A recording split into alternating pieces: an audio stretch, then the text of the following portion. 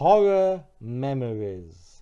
Hello, and as we close out spooky season for this year, I just thought I'd do a little video talking about some of my youthful memories of the genre. Now, don't worry, I'm not going to bore you all again by talking about, how I was scared shitless by Fright Night and Nightmare on Elm Street when I was a kid. I think I've told that story probably enough times. I'm not even going to talk about seeing Salem's Lot on holiday in a caravan somewhere or other, and my brother being a complete asshole and hiding out behind the outside toilets and jumping out on me and my mum when we went to the outside laugh. I was about 6. What an arsehole. I'm not even going to talk about that. Nope. I am going to talk about 5 movies that I saw at various points in the 80s that were memorable, both for the movies themselves and just for kind of why they stick in my memory. The first 2 I want to talk about are the 1986 film Link and the 1987 film The Stepfather. Now, Link is, of course, the comedy horror directed by Richard Franklin, who directed Psycho 2 and Road Games with Stacy Keach and Jamie Lee Curtis. It's the intelligent killer orangutan movie with Elizabeth Shue and Terence Stamp. And The Stepfather is the classic chiller, loosely based on a true story about a psychopath who is obsessed with the idea of the perfect family and keeps marrying into kind of pre-existing families, single moms who are divorced or widowed with children, and trying to set up his kind of 1950s picket fence ideal version of reality. And when that fantasy inevitably conflicts with actual reality, well, he doesn't like it very much, and he basically butchers them, changes his identity, and starts doing it all over again. It's got Terry O'Quinn from Lost, most famously, though many other shows and films over the years. Stepfather was the very first time I saw Terry O'Quinn, and he's fucking terrifying in it. These 2 movies stick out to me because my brother was always a huge film buff and basically got me into being a movie lover. He bought this magazine I probably told this story before, but I'm telling it again, so bear with me. He bought this magazine called Video World in the 80s, which was, as the title suggests, about videos, movies and stuff like that. I'm sure the 20-page back section with all the porn titles and naked women in it had absolutely nothing to do with why he purchased it. Totally bought it just for the articles.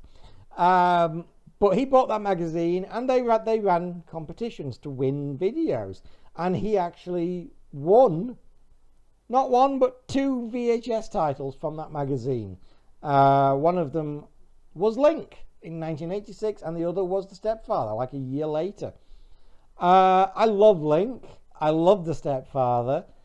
They're 2 of my favorite 80s movies, 2 of my favorite 80s horrors. Both kind of a little bit obscure these days, certainly very underrated and not as well known as they should be, because they're both absolute cult classics in my opinion. Link is more comedic than The Stepfather, which is more serious, but they're both excellent. Link has Elizabeth Shue looking absolutely beautiful and ravishing, and The Stepfather has late 80s, early 90s scream queen Jill Schoelen looking all beautiful and ravishing. We watched those movies so many times in the late 80s and the 90s. They're just kind of ingrained in my psyche and my personality, and I just adore both of them. They're 2 of my favorite movies. The other kind of memory that I want to talk about here is a triple bill that I had with 2 of my brothers in 1989. And the reason we had this triple bill, we were basically trying to stay up all night because we were going on holiday to Australia. and this was a somewhat misguided attempt to, I don't know, defeat jet lag or something, to trick jet lag by staying up all night the night before and watching horror movies, and we thought that would somehow beat the time difference jet lag thing. I don't think it worked, but it was a valiant effort. But you know what? I don't regret that we did it, because I saw 3 movies that night, 3 horror movies that I'd never seen before. They were new to me. I think my brothers had seen the first one of them, but not the other 2, because the other 2 were new, while the first one was a lot older. The movies were the original George Romero Dawn of the Dead, followed by the black comedy horror Parents, which I've done a review of on this channel. It's a very surrealistic, bizarre, dark comedy set in the 50s about this withdrawn, shy little boy who is convinced that his parents are cannibals and are making him eat human flesh at mealtimes. Yeah, really. And the other one I saw that night for the very first time was the original Warlock, with unfortunately the late Julian Sands, who passed away so tragically this year, as the titular villain, as well as Laurie Singer, and in a bizarre but wonderful piece of casting, British actor Richard E. Grant as essentially the hero, albeit rather an eccentric hero. I loved all 3 of these movies, and 34 years later, they are still 3 of my absolute favourite movies, 3 of my favourite horror movies. Dawn of the Dead is one of my favourite 70s movies. Parents and Warlock are 2 of my favourite 80s movies, although my list of favourite 80s movies probably numbers in the hundreds. Dawn of the Dead, obviously a classic. I'd never seen anything like it at the time.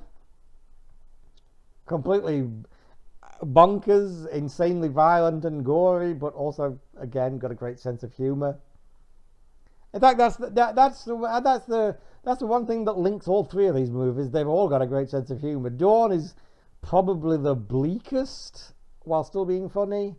Parents is probably the strangest while still having a sense of humour. Warlock is probably the most kind of straightforwardly entertaining. It's almost as much fantasy adventure as it is comedy horror. But the one thing they have in common is that they're freaking brilliant.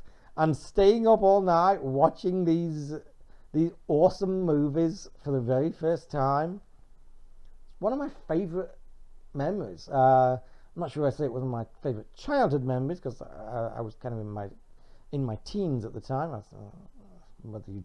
Whether you count that as being a child is anybody's guess.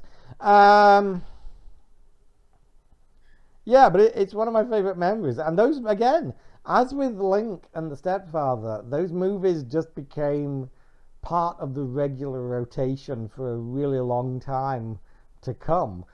And yeah, I've got all 3 on Blu-ray. Parents was really difficult to get hold of for a really long time. The only way you could get it was on a DVD multi-pack with a bunch of other movies. Fortunately, the picture was actually, it had a pretty decent picture quality for a DVD, especially given some of the other movies were like full screen and shitty. Parents was widescreen and actually decent quality. But it did eventually get a Blu-ray release a couple of years ago, all spruced up and HD'd, and I definitely picked that up because I love Parents. Anyway, that's all I have to say this week. I just thought I would share some of these horror memories of you to commemorate the spooky season. Happy Halloween, and I'll talk to you again soon.